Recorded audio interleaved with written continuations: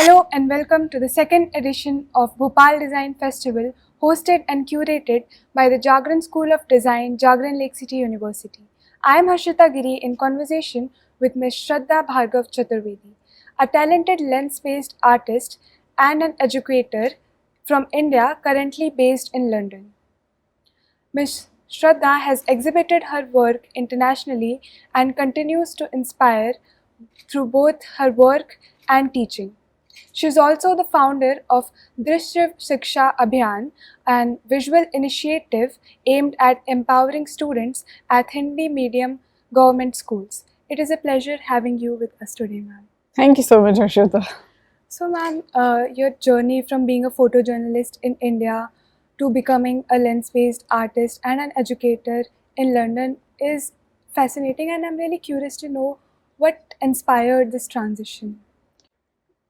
Firstly, thank you for such a beautiful introduction. It really means a lot, and and thank you for welcoming me here. It's very beautiful. I think the festival is really good. Okay, I would, now that I look back, I feel there always has been connecting dots, which I feel the universe has been kind, and I never thought I would be taking up photography. In fact, I always wanted to be a writer, and I used to write well. I think so. And when I started writing, I think visually I was very strong. So whenever I used to write, my like say screenplay was very strong. So maybe that helped me in making better photographs. And when I got a chance to work with a magazine in Mumbai, I got to learn a lot. And I think I was almost passed out from college, and I was learning. I think I learned more on the field.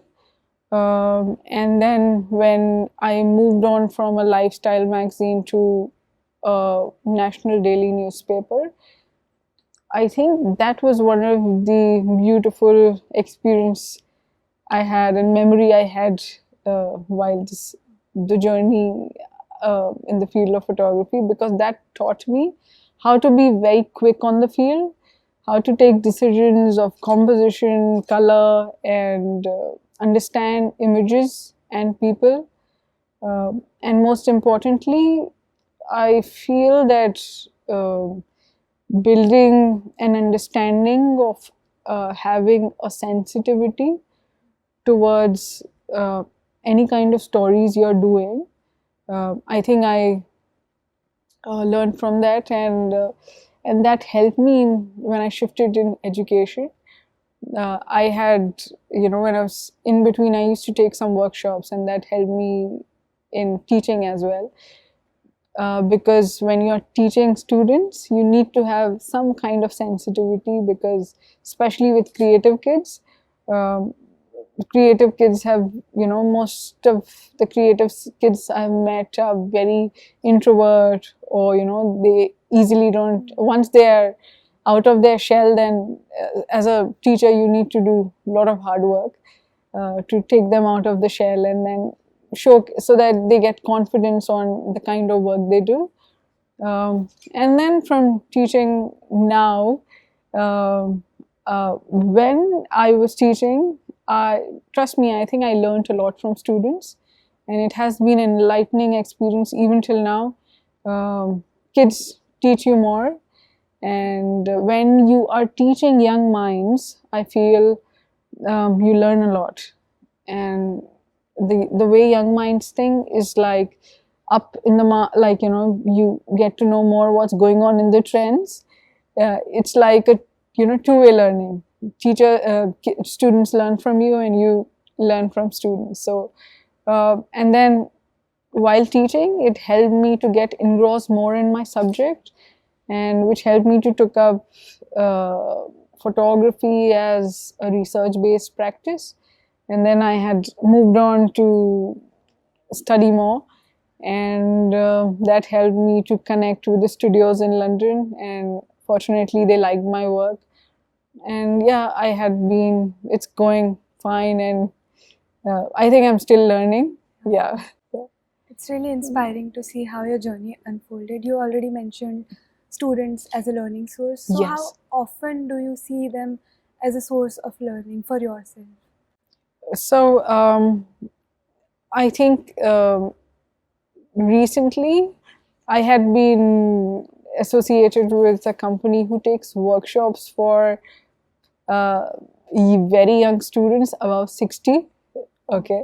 So in UK, and I must say, students are students, whether there's no age barrier. And when there's a lot of difference when you teach or take workshops with younger people of different age groups. So when you're teaching above 60, you have to change the teaching style, but you learn through their experiences, and the way they observe things is totally different from how students from a college or university would see things. So yeah, I think it's an ongoing process. And also lately I have been taking workshops in rural areas, and you see, what I have seen that students in rural areas are more connected to nature, and whatever activities I do, they would give me an example related to nature. But whenever I do workshops in cities, I would see that kids are more connected with social media, and they're more, so they would give examples what is related to more technology. And yeah, that's, so I keep learning. I have both the landscapes to understand. Yeah. That is insightful. Yeah. Also, what led you to start Drishya Siksha Abhiyan, and how does it really help students to, visually learn? Okay. So this was actually this seed in my mind. I would say it has been my sole purpose. I feel, that's the term we use. But whenever I think about it, it was, again, it's actually your previous question that has been, your students has been inspiring. And I felt when I was also learning and I was in the school, um, I had no buddy in my family background who was associated with media. And I feel that it took me very long to understand that I have a creative source of energy, and I can work in creative field. It was thanks to the mentors I met after college that I explored this creative side for me. But there's, as a creative student, you'd always understand that there's a hunger in you. You want to create something. That's always there. That you want to create something, and that's in you. Unless and until you make something, make a good photograph, make a painting, or write something, that energy will keep disturbing you, right? So that way, when I was, when before coming into photography, I always thought that if somebody would have taught me this from very early stage, okay, if somebody would have taught me how do you understand a visual language, how do you see, how do you see around, how do you read around, how do you visually read around.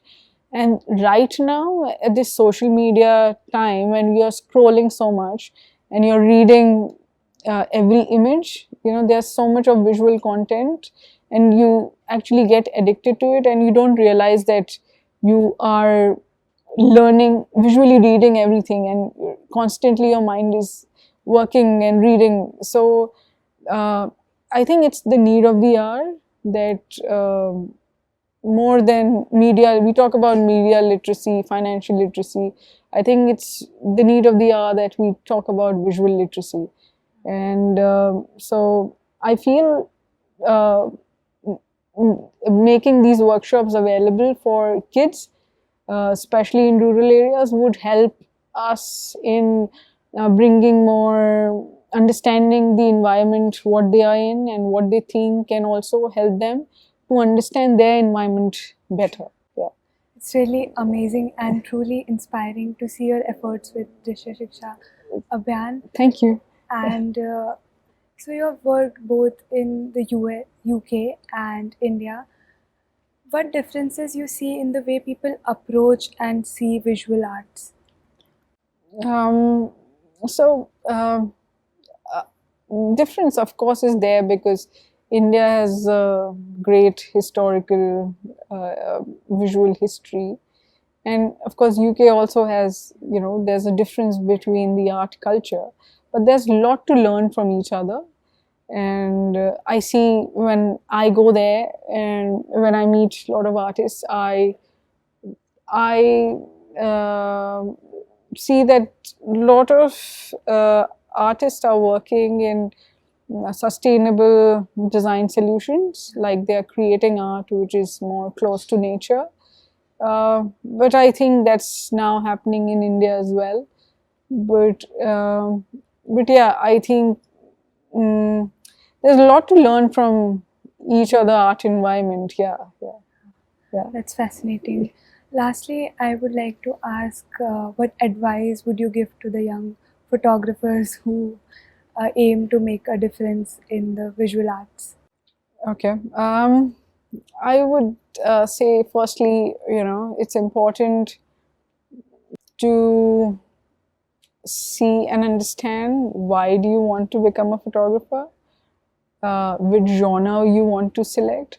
Also, sometimes it's very disheartening for me to see that photography is a very important visual tool which can be used in bringing a change. But I don't say that, you know, too much of commercial photography is, but I think every photographer should, whatever genre they are selecting, okay, they should also use photography in bringing some kind of positive change, because it's a very important visual tool. And whatever genre you select, say whether you're a fashion photographer or wildlife photographer, it shouldn't be something that you are just replicating what others are doing. You should have your style of your own, and there should be some socially connected way which you should also work on there. Yeah. Thank you so much for joining us, ma'am. Thank you for the wonderful insights you gave us, and it was a pleasure having you with us today. Thank you so much. It's really beautiful to be here. Thanks a lot. For more such interactive sessions, keep watching Lakecity Live with camera person Sanya, Nandini, Garg and Nitin. Harshita, Giri, Lakecity Live.